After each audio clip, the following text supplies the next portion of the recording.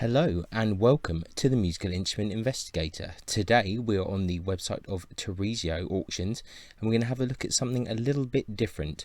So those of you that are kind of in the loop of musical instruments or really like violins might have heard the news that Tarisio will be selling an Antonio Stradivari violin in their June auction, and you can see it here on the banner. So it's the so-called the Vinci ex-Seidel of 1714, and this is due to go into auction on June the 9th 2022, and this is an exceptional violin from the pinnacle of the maker's celebrated golden period.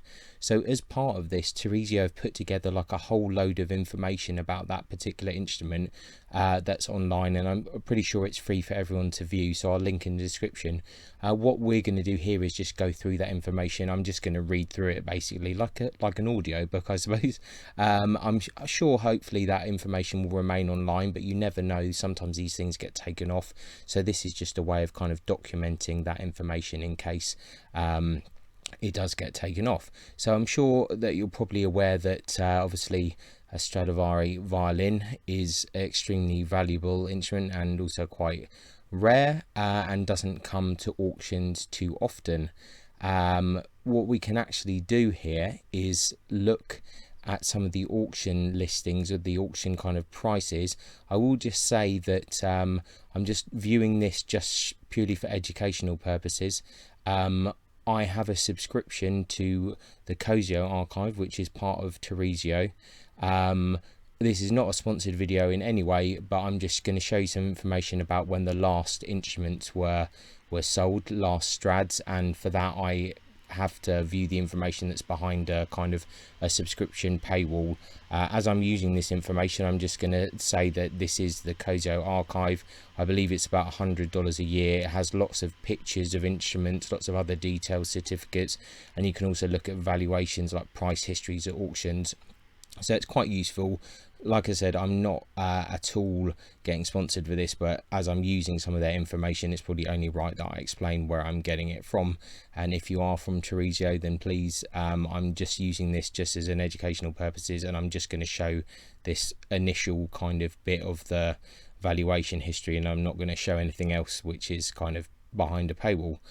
So here we see the price history for Stradivari, Antonio Stradivari. So this will be all instruments. You see violins, cellos, small violins, viola, etc, etc.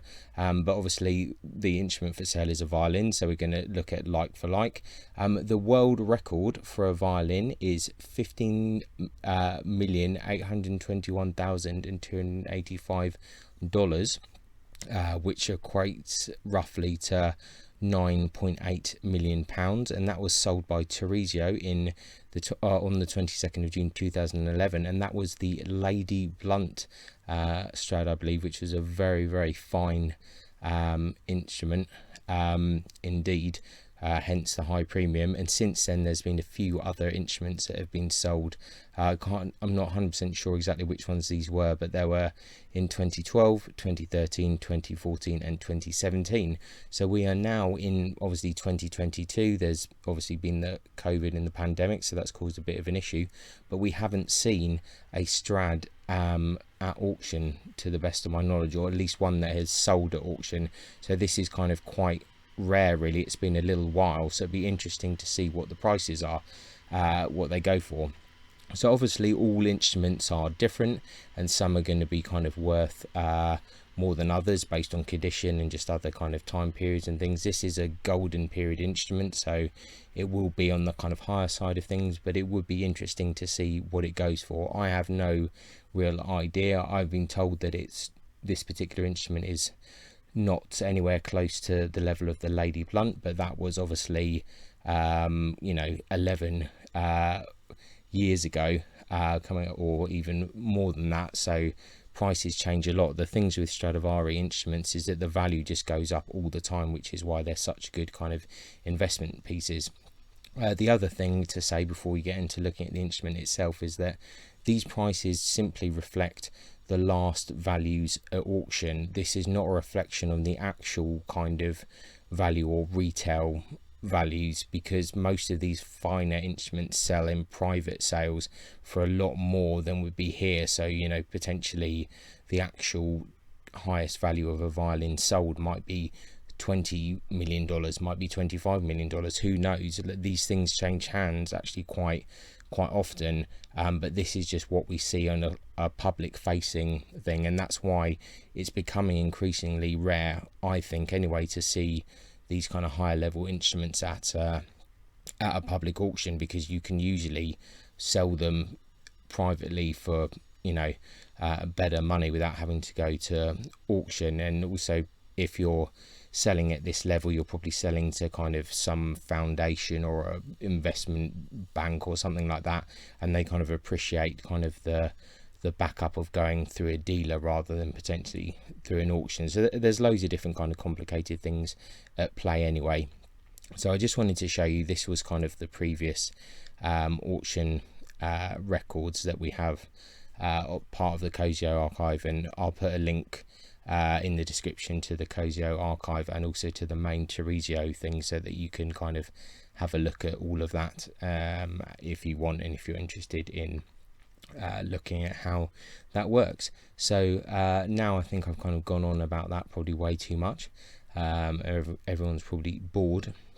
So what we're going to do now is actually just look through the information that we have about this particular Strad that's going for sale in June, and then we'll monitor this a bit closer to the actual auction date and potentially do a live stream of the final hour or so of the auction to see how much it goes for, if that seems like an exciting thing.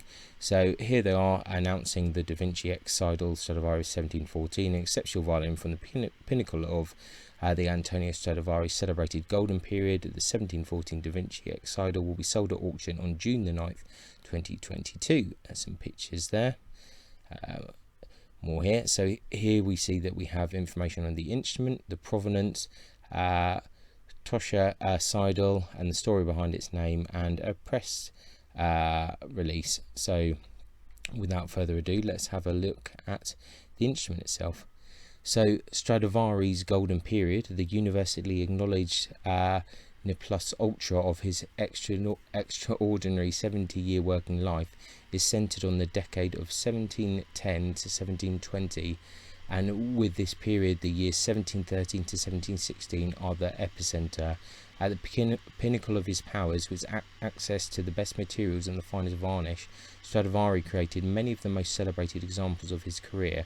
The Da Vinci, bearing a label dated 1714, belongs to this elite group of golden period instruments.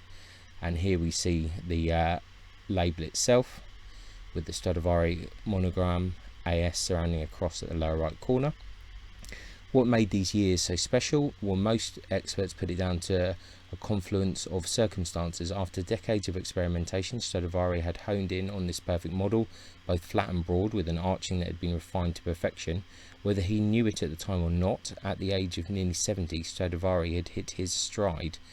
Here we see the one-piece maple back, deep and narrow figure, a similar appearance to that of the 1710 Votemps, the 1712 Earl Spencer, and the 1715 Duke of Cambridge. The front is made of spruce with medium width grain. Slight hazel ficta is visible in the lower bounce. I'm probably pronounced all of that quite wrong. A dendrochronology analysis conducted by Peter Ratcliffe indicated that the latest visible rings on both the bass and treble sides of the front of the Da Vinci dated to the year 1693. Significantly, Ratcliffe found potential same-tree matches with the 1712 Hiramali, the 1713 Cook's Rothschild, and the 1714 Joachim Marr, the 1715 Cremonese, the 1760s Provigny, and the 1718 Zacchelli Michelangelo. By all strads, the Da Vinci is an exceptional golden period Stradivari, fetching, beguiling, and in excellent condition. Here's the 1710 Votemps, the 1715 Duke of Cambridge, the 1712 Earl Spencer, and the 1714 Da Vinci. Stylistically, the Da Vinci is slightly more refined than other instruments from this period. The edges are less wide, the purfling is narrow and more compact, and the corners are less blunted than other violins from the mid-teens The handsome one-piece maple back has a deep and narrow figure, which is similar in appearance to that of the 1710 Voltemps, the 1712 Earl Spencer, and the 1715 Duke of Cambridge. Curiously, in this period, one-piece backs are less common. In the decade of 1710 to 1720, Stradivari favoured two-piece backs by a factor of 3 to 1, whereas in the decade previously he made one-piece backs more than twice as often as two-piece backs. That's interesting information. The ribs and heads are of similar maple with slightly wider flame. The front is made of spruce with medium width grain. A slight hazel ficta is visible in the lower bouts. The varnish is of a golden amber colour, bright, vivid and polychromatic in different lights. Here's some images of the Da Vinci from 1924 and 1950. Show the same modest wear patterns and surface marks, indicating that the instrument has been preserved in more or less the same condition for the past century. A computed tomography CT scan of the Da Vinci revealed a healthy instrument, free of woodworm and unencumbered by serious restorations. Black and white images of the Da Vinci from 1924 and 1950 show the same modest wear patterns and surface marks, indicating that the instrument has been preserved in more or less the same condition for the past century, as we just read before. By all standards, the Da Vinci is an exceptional golden period Stradivari, fetching, beguiling, and in excellent condition. So a lot of kind of stuff being repeated there. But the varnish is a golden amber colour, bright, vivid, and polychromatic in different lights. You can see it's very, very nice. And they're just saying here again that it will be sold on June the 9th, 2022, and you can kind of email them if you want more information. So we've looked at the instrument now. We'll look at the provenance. So the first public record of the Da Vinci Stradivari is found in 1881 auction catalogue accompanying the collection of Arthur Fouquet's de Emonville, 1810 to 1880, a French botanist and collector of rare camellias. De Emonville was a passionate collector of musical instruments. Upon his death, his collection was sold at auction on July 22nd, 1881 in Salle number 4 of the Hotel Drouot in Paris. The Da Vinci, not yet known by the name, sold for 4,600 francs. De Emonville's Guarneri del Gesù sold for 2,020 francs. That's quite interesting. And there's the frontispiece of the auction there. That's quite curious. Italian violins were all the rage in Paris in the late 19th century. A romantic fervour for celebrity violinists and their instruments had swept the continent half a century earlier, and newly minted industrial barons jockeyed with the gentry for a chance to own an instrument from the mythical Cremona. The catalogue to the 1881 sale, published in 1882 as a retrospective to the year's sales at Drouot, hyped the auction as une animation extraordinaire, an extraordinary spectacle, and compared de Emonville's violin to those of the great soloists. Le violon Voltemps n'était pas mieux fait et celui de Savory ne vaut pas mieux. The Voltemps violin was no better made, and the violin of Savory is no more valuable. So I absolutely butchered that to death. Apologies. But anyway, I tried. It's just picking out the same information again there. The buyer at the 1881 auction was an agent acting on behalf of the Vicomte Frédéric de Janez, 1817 to 1900. The Vicomte de Janez was a noted collector of antiquities and of Italian violins, and he was the owner of an estate known as the Pavillon de Musique in Louvciennes, a short distance outside of Paris on the Seine. He had previously acquired 4 other important instruments at the 1857 Christie's auctions of the James Godin collection in London: the MacDonald Stradivari viola, the Jupiter Stradivari violin, the King Guarneri del Gesù, and a Stradivari cello. There's a receipt from Chardon, July 9th, 1888. Note that the J of Juliet is the same as the J for she. Interesting. In 1888, the Da Vinci was sold by the Paris dealer Joseph Chardon for 12,000 francs to Antoine Jacques Fourchy, 1860 to 1930, a notaire and an amateur violinist from a family of Parisian lawyers. Fourchy and his wife Hortense Valpinson were friendly with Edgar Degas and a part of Paris avant-garde. Fourchy is elsewhere referred to as a collectionneur, and the receipt from Chardon shows that he paid for the Da Vinci by trading a Steiner, a Tekla, and a violoncello in part exchange together with 8,800 francs. The Da Vinci was also not Forsch's only business to Charlon. A year later, he bought the 1738 Kemp Guarneri. There's Jacques Forchy, right, his wife Hortense Valpesson, with Edgar Degas in 1900 at the Valpesson Chateau at Minor Humbert, Normandy. 3 decades later, the Da Vinci appeared in Paris, this time at the shop of Caresse and Francais. The Caresse and Francais certificate made out to Charles Tunch in Berlin was dated May the 10th, 1914, but the Caresse and Francais sales ledger clearly states that the violin was sold at Tunch on March the 24th, 1923. Tunch was, for all intents and purposes, a dealer and financier. Alfred Hill noted that he was a close associate of Caresse and actively engaged in investing in instruments destined for America. Caresse described him as an associate of the Berlin dealer Erich Lachmann. We know of Tunch's involvement in the 3 other instruments purchases beside the Da Vinci. In all 4 instances, the instrument was sent straight away to America and quickly sold. Anticipating that he would soon be reselling the Da Vinci, Tunch might have asked for the certificate to be backdated. It would be to his advantage to show that the violin had been purchased 10 years earlier. We'll just close this for now because the internet's getting a bit weird. Tunch had a fruitful association with another Berlin dealer, Emil Hermann, in 1923. Hermann and his wife Kira emigrated from Berlin to the United States. One of his first important deals was the sale of the Da Vinci to the violin virtuoso ex-Seidel, who had recently arrived in New York. In fact, it seems that Hermann's premises next to Carnegie Hall at 148 West 57th Street were not yet fully operational by the time Seidel bought the Da Vinci, as Hermann's guarantee for the sale, written out longhand in German on stationery from the Hotel Wellington on 7th Avenue. There's a handwritten guarantee. That's very interesting. The impromptu nature of the sale didn't stop it from becoming big news. On April 27, 1924, the New York Times announced on its front page that Seidel had bought the Da Vinci Stradivari for $25,000 and that he wouldn't part with it for $1 million.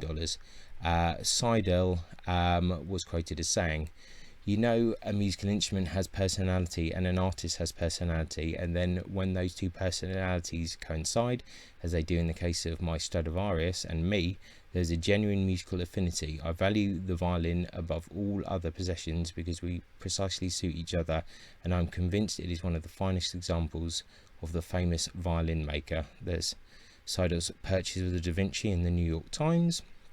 Then, unbeknownst to the readers of the Times, Seidel's search for the perfect violin had lasted over a year and spanned several continents. Already in January of 1923, he had fallen in love with the 1733 de Rosier Stradivari that was offered by Hills through Rudolf Wurlitzer. But in the end, the Da Vinci won out over all others and became the constant companion of Seidel for nearly 40 years. And there's Tosca Seidel there in 1920. In November 1962, Seidel passed away at the age of 62. Arnold Steinhardt, the long-serving first violinist of the Guarneri String Quartet, who studied with Seidel, recalls that Seidel's widow Estelle called Steinhardt's parents to ask if they'd want to buy Tosca's violin. At the time, Steinhardt was the assistant concertmaster in the Cleveland Orchestra under George Svell, and the price was too high for his family to consider. Later that year, the Da Vinci was sold to Muriel Rubin, 1917 to 2014, a violinist from Toronto who had studied at the Eastman School of Music and later settled in Los Angeles. Rubin was an active studio musician and long-time supporter of the Young Musicians Foundation in LA. Slightly more than a decade after she acquired the Da Vinci, it was sold at auction at Sotheby's. It broke her heart to let it go, recalls her son. And there's Muriel Rubin in 1915, before she acquired it. At the Sotheby's sale on November the 21st, 1974, the Da Vinci sold for £34,000. It was the highlight of the sale and sold for 5 times the price that another Stradivari violin had sold for at Sotheby's the month prior. At the time, the Da Vinci was the 4th highest price ever realised at auction. In 2008, the Da Vinci was exhibited in the Stradivari exhibition at the Musée Fabre in Montpellier, curated by Peter Bidoff and Frédéric Chaudier. The year prior, the violin had been acquired by Mr. Tokuji Monsugu and became part of the Montesugu collection of Nagoya, Japan. Mr. Monetsugu, a passionate enthusiast of classical music, created the successful Koko Ichibanya chain of Japanese curry rice restaurants in Japan in 1978. Known affectionately as Kokoichi, the popular fast food chain quickly grew to over 1,000 branches throughout Asia. After retiring from the company, Mr. Munetsugu devoted himself to philanthropic efforts centered around classical music. His non-profit organization, Yellow Angel, provides music instruments to schools in the Aichi prefecture. The prestigious Monetsugu Angel Violin competition attracts talented international young artists and awards the winner of each competition with the loan of an important instrument.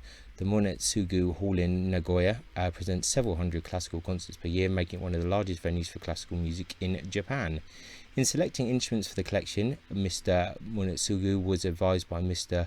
Moneyuki Nakazawa of Nippon Violin in Tokyo. Today, Nakazawa's son Soto is the director of Nippon Violin and oversees the Monetsugu collection.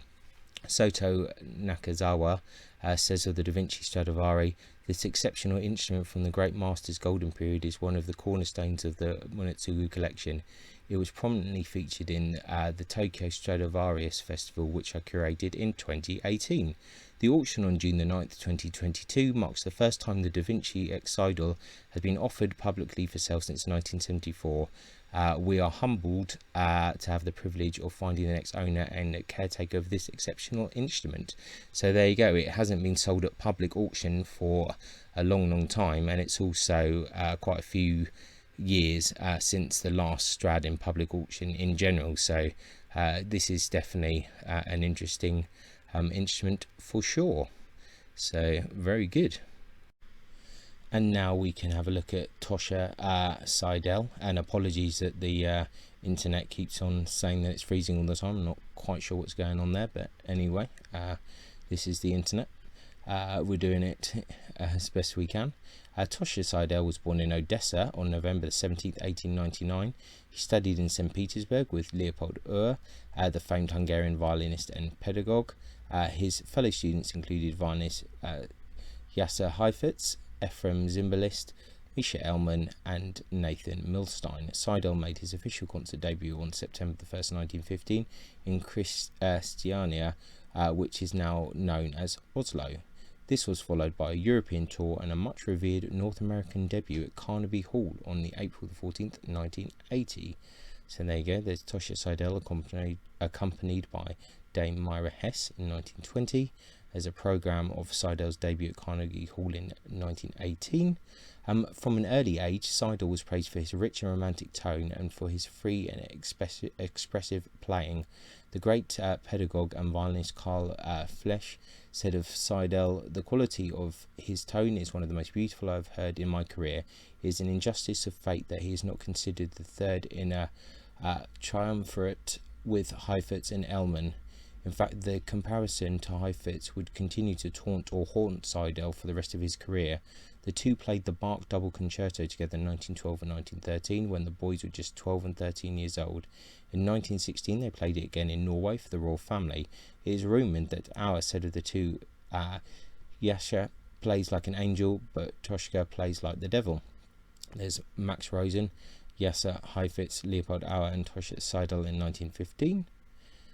Photo that Tarisio sold. Interesting. In 1924, Seidel acquired the Da Vinci from Emil Herrmann in New York, and the news was reported on the front page of the New York Times. This was no doubt an eventful period for Seidel. Just days after his purchase of the Da Vinci was announced, Seidel became an American citizen. Through the 1920s, he continued to tour across the United States, Europe and Australia, but in the early 30s he halted his concert career to become a radio and studio performer. He hosted the popular weekly radio show, the Tarisio Seidel Program, and worked as CBS's musical director. There's his passport application there from April the 23rd, 1924, 4 days before his purchase of the Da Vinci Stradivari was announced. So in 1929, Seidel married Estelle Mannheim and moved to a house in Pelham, New York. They had a large dog named Hector, who was a perfect warlord of a Great Dane, 170 pounds of him, stretching his powerful length across the doorstep. It It was at this house in 1934 that Seidel first met Albert Einstein. In exchange for a hand-drawn sketch depicting the phenomenon of length contraction, Seidel gave Einstein violin lessons. The two went on to perform a Bach double concerto at a fundraiser to benefit German Jewish scientists imperiled by the Nazis. It's quite interesting. And it's Albert Einstein's sketch of the phenomenon of the length of contraction there. A few exquisite recordings exist of Seidel in the late 20s and early 30s. In 1931 he recorded the Brahms and Grieg violin sonatas. Some information there. Seidel moved to California to play for the silver screen as a soloist and concert master for Paramount Studios. He was the uncredited violin soloist on the 1939 Hollywood classic musical The Wizard of Oz. That same year he also recorded the famous theme for the critically acclaimed film Intermezzo, starring Ingrid Bergman and Leslie Howard. There's a 1939 film poster. His movie work was balanced by commercial gigs and other studio recordings. In 1941 he recorded Eric Wolfgang Korngold's Much Ado About Nothing, accompanied by the composer at the piano. Seidel and Estelle lived in a stately Tudor house in the Beverly Hills flats. He was friendly with Charlie Chaplin, and the two would play duets at Chaplin's house. After World War II, Seidel taught at the Los Angeles Conservatory of Music. Seidel's playing was quintessential Hollywood from its golden age, emotional and expressive. At the time, tempestuous, at times melodramatic. In an insightful 2017 article in The American Scholar, the violinist and writer Adam Beyer, himself a student of Seidel, summarized Seidel's legacy in terms that stretch far beyond his career, that we largely associate love scenes or depictions of the less fortunate in films, or any scene invoking tears or strong emotions with the sound of the violin, is largely due to Seidel, and that is precisely what makes the Da Vinci ex-Seidel Stradivari so significant, whether we know it or not. We have heard this voice before, and its memory recalls all the emotions, the tears and the romance of the great silver screen. So that's a good bit about Tarisio Seidel. So now we can just look at why it's called the Da Vinci, really, and this seems to be to do with some sales lodges here. So I think this is quite a recent discovery. So almost all Stradivari and Guarneri instruments have a nickname. Sometimes these come from a famous musician who played the instrument, for example the Allard, the Voltemps, the Ole Bull or the Chrysler, or from a famous collector, the Baron Knupf, the Betz or the Lady Blunt. Sometimes the name emerges owing to circumstances and fate. The Messiah, which was promised and never arrived.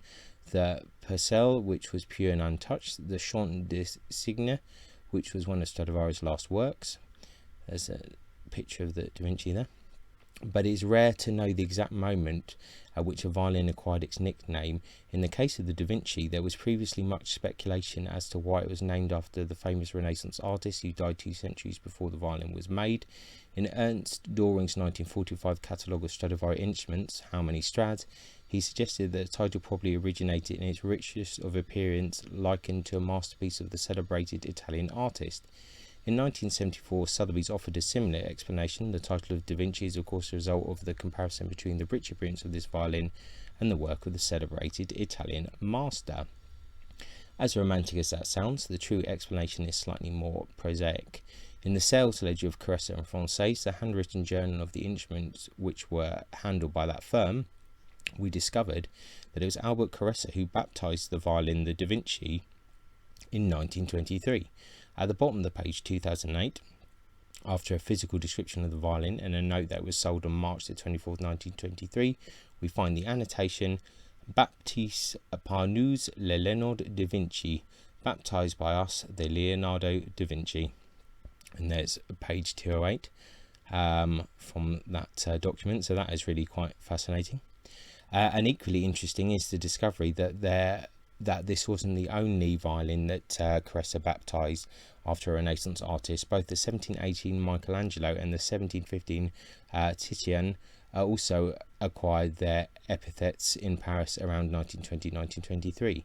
In fact, the history of the 1715 Titian closely mirrors that of the Da Vinci. In 1922, Caressa and Française sold the Titian to the same man in Berlin who bought the Da Vinci, Charles Tunch, who then sold it to Ephraim Zimbalist in America. In the sales ledger, Albert Caressa notes that the violin devenu le Titian, became the Titian. So from left to right, the Titian, the Da Vinci, and the Michelangelo Stradivari, all three received their nicknames in Paris in the 1920s. Very good.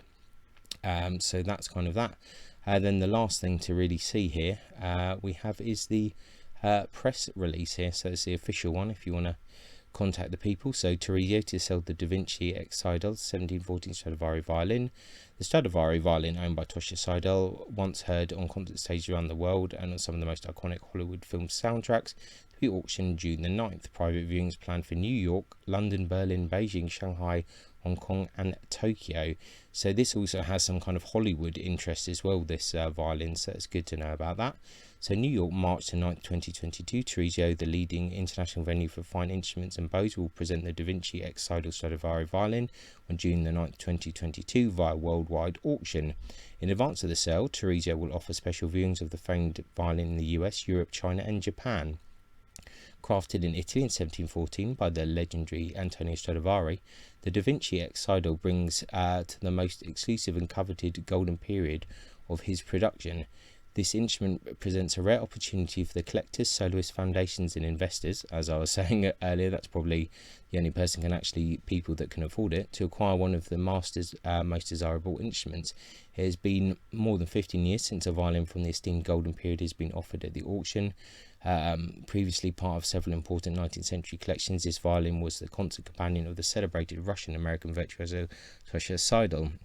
For nearly 40 years, such provenance assures its stature in the oeuvre of Stradivari. Seidel was a protege of the legendary pedagogue Leopold Auer, a classmate of Jascha Heifetz, and widely considered one of the greats of the 20th century. The violin currently forms part of an important Japanese collection. So there you go, it's actually been quite a while since a golden period Strad has been sold as well, so this is really quite an important auction. So on April the 27th, 1924, the violin made front page headlines in the New York Times when it was acquired by Seidel. He said of his prized acquisition, "We precisely suit each other, and I'm convinced it's one of the finest examples of the famous violin maker." Seidel owned the violin for nearly 4 decades, during which he performed with major orchestras, made numerous acclaimed recordings, hosted a popular radio program, and served as CBS Network's musical director. He also recorded several early Hollywood film scores with this violin, including The Wizard of Oz, The Plaintiff, Somewhere Over the Rainbow, Intermezzo, and Melody for Three. Antonio Stradivari is the greatest violin maker of all time.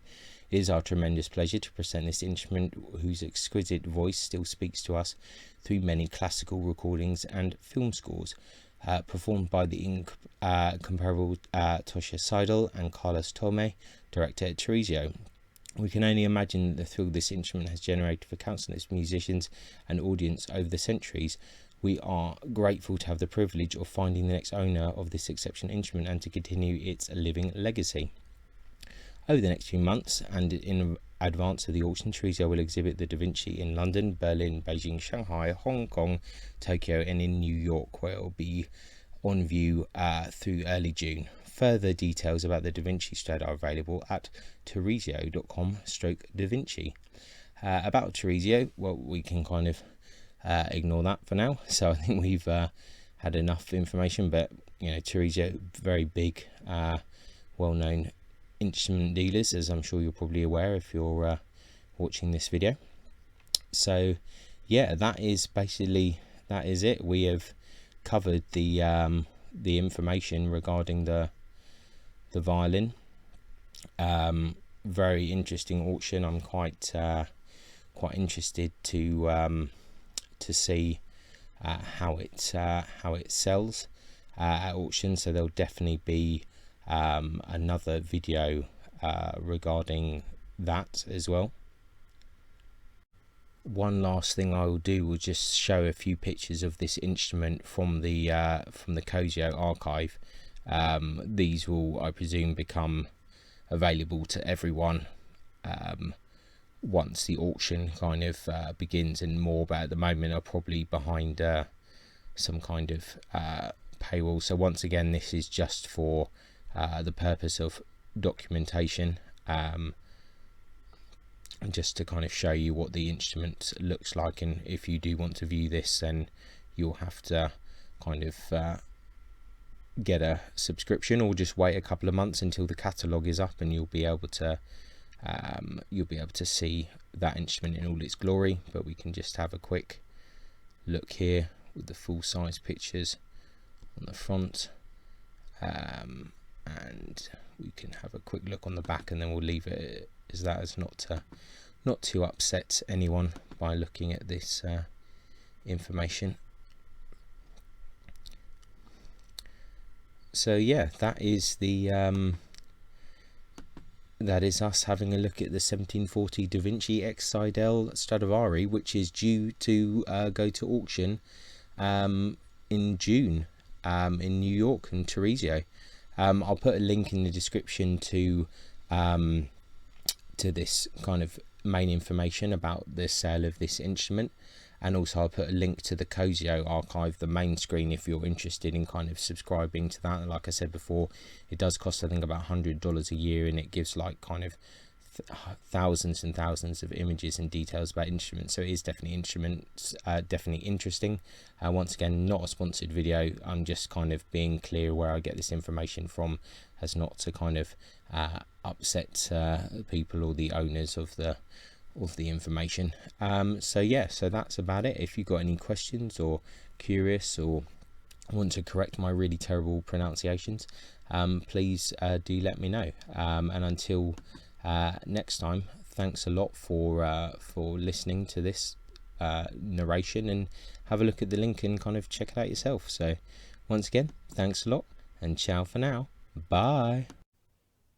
Many thanks for tuning in to the Musical Instrument Investigator. I hope that you enjoyed the video. If you did, then please like, subscribe and turn on notifications, and watch out for the next video coming soon.